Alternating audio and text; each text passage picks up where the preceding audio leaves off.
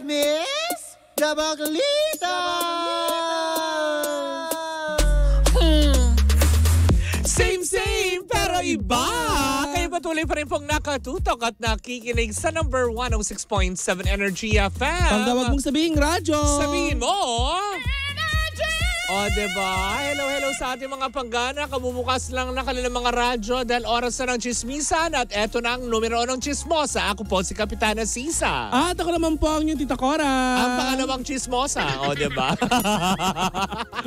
At kami ang Baklita sa Woo! Diba? At syempre may mga nakikichismis din ang mga Grab drivers natin.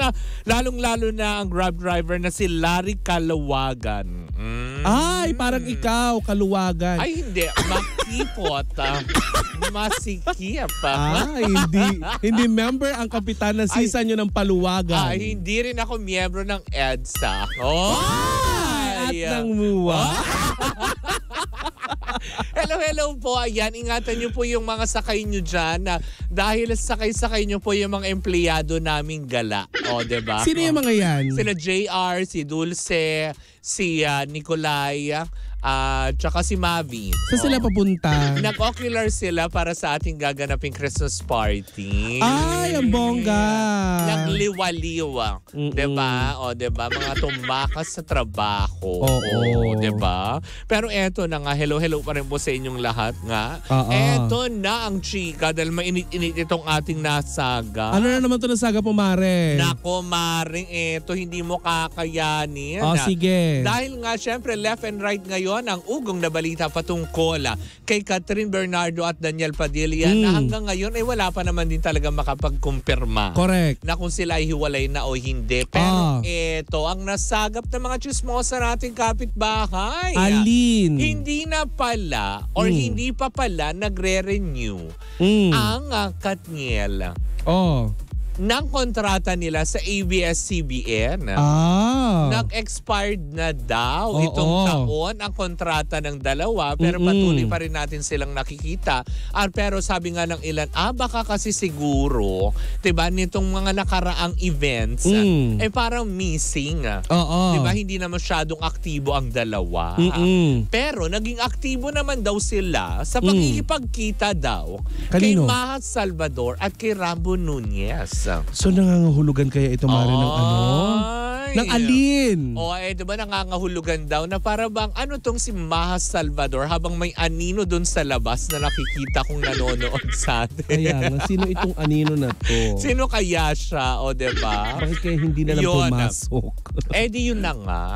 Nangangahulugan daw ba nito na kasi kamakailan nagbakasyon yata na magkakasama pero mukha daw yatang may offer ang Maha Salvador sa Katniel na mapapunta sa kanilang artist agency. Teka, Mare, magkakasama sila nagbakasyon saan? Well, ang nasagap ng aking chika parang somewhere in Switzerland. Correct me if I'm wrong. Talaga? Yun lang para bang kamakailan lamang. Diba na nagbakasyon Kemerut. Pero yun na nga daw. Parang iniingganyo ngayon ni Maha Salvador na pumirma sa kanilang artist agency na pagmamayari nila ng kanyang asawa na si Rambo Nunez. Katniel, since nag-expired na nga daw ang kontrata nito. Hindi natin alam kung alam mo yon nag-renew na nga bang ABS-CBN or ano. Parang tipong pero sa ngayon yun na nasagap nating chika na para bang nag-o-offer ang Maha Salvador. Parang ganyan din daw kasi yung ginawa niya kay Miles Ocampo. Diba? Alam mo, Mare, sa totoo lang nga, kapag lumipat ka sa sa pamunuan nitong si Rambo Nunez at saka ni Maha Salvador, in fairness, naaalagaan nilang karir. Correct, hindi may pa. mga project ang mga artista nila. So kumbaga parang sinusulot ba ng Crown Artist Management Incorporated na pagmamayari nga nila Maha Salvador at Rambo Nunez ang Katniel. At kung sakali mang umalis ang Katniel sa Star Magic, Mare, choice naman nila yun. Diba? Trabaho pa rin ang hinahanap Kasi nila. nga, para ba ngayon iniisip ng mga tao, parang papusok ng papusok ang mga, alam mo yun, ginagawang proyekto ni Catherine Bernardo. So parang nagtatahi-tahi sila ng para bang konklusyon na parang, baka nga may something na. Kasi kung talagang sila pa yan, hindi naman din papayagan daw ni Daniel na magagaganyang project. Diba? Into the next level na yung kanyang career. Correct, diba? Yung mga ganun level. Pero yun nga, ulitin natin, wala pa nagbibigay ng kumpirmasyon tungkol sa dalawa na kung talagang sila ba ay nag-period na ganun keme. Pero yun lang ang nabalitaan nga natin na nag-end ang contract nila with ABS-CBN. How true? Mamaya? Na hindi pa inayos. Oo. Imposible namang hindi nila ayusin kasi diba, kung mga A-lister artist nila yan eh. Diba na nakakaloka? Eh, kabilang pala sa mga A-lister talaga under Star Magic is itong din si Andrea Brillantes na nauugnay sa kanila. Kaya nakakaloka. Ang dami tuloy yung mga nagsisay na tipong, ano to kami ay sulot agad. Pero magkano kaya ang kontrata? Ayun ang hindi na pa natin alam. Kasi kumbaga, eto'y ugong-ugong pa lamang. Na chika na nakipag-meeting. Parang yung bandingan daw ng couples, diba, somewhere out there, para bang turned into business.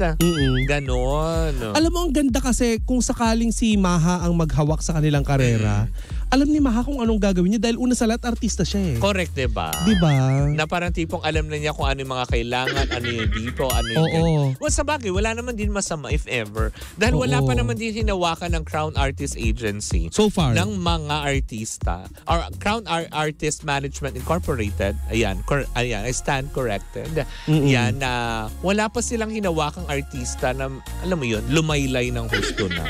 Si John Lloyd ba may show pa rin hanggang ngayon? May, alam ko under na rin siya, Crown Artist, diba? Kasi feeling ko siya yung pinakamalaking nahawakan nila so far eh. Diba? Na nakakaloka. Box office artist, actor yan, diba? Eh kung lilipat ang Katniel sa kanila, marami magsusunuran dyan. Diba? For sure yan. Pero yun nga, hanggang ngayon ay conclusion pa din. Dahil for sure naman, hindi ba babayaan ng ng ABS-CBN? Kasi nga, kumbaga hindi sila iniwan ng Katniel nung panahon talagang dumausdo sila pababa na halos left and right ang offers, diba? At saka alam natin, Mare, na itong Katniel, isa sila sa sa couple ng ng ABS-CBN na talagang lumaban para sa correct, sa prangkisa. Diba? Sila yung mga nanindigan, tumayo, tumindig, nanigas. Nanindigan. Yun. Nanigas. Pero mas gusto ko nanigas si Daniel. Diba? Yung tipong firm. Firm. Diba? Yun ang ibig sabihin nun sa English. Firm. Kasi alam, matigas. Gusto mo ba manindigan si Catherine? Bakit ba? Hindi, for sure naman, paninindigan nila yung isa't isa. Hindi ako naniniwala na, alam nyo, walay na sila. Diba? Naku, mamaya may chika ko sa'yo. Ay, talaga ba? Oo. Tungkol sa kanila. Ay, oo. Ay, naku, yan ang sama-sama natin papakatutukan yan. At syempre, sama-sama din natin pakatutukan ng mga natatraffic ngayon. Oo nga. At yung mga nasa Grab, ng mga kasama namin empleyado. Naiipit sa traffic. Diba? Anyways, yan po muna natatapos yan. Wala pang kumpirmasyon ng lahat. Uulitin lang din namin na nagkaroon lang po ng leakage ang sinasabing meeting ni Maha Salvador at ng Katniel patungkol nga dito. Pero syempre sila pa rin magdedesisyon kung saan nila gusto. Diba? Kasi trabaho lang din naman in-offer. Hindi naman siguro nanunulot si Maha. Diba? Yung mga ganong aspeto. Tumutulong nga siya para mabigyan ng trabaho. Diba? Possible kaya, Mara, na magkahiwalay sila ng maghahawak ng karir nila? Depende siguro. Pero for sure, hindi naman din eh. Diba?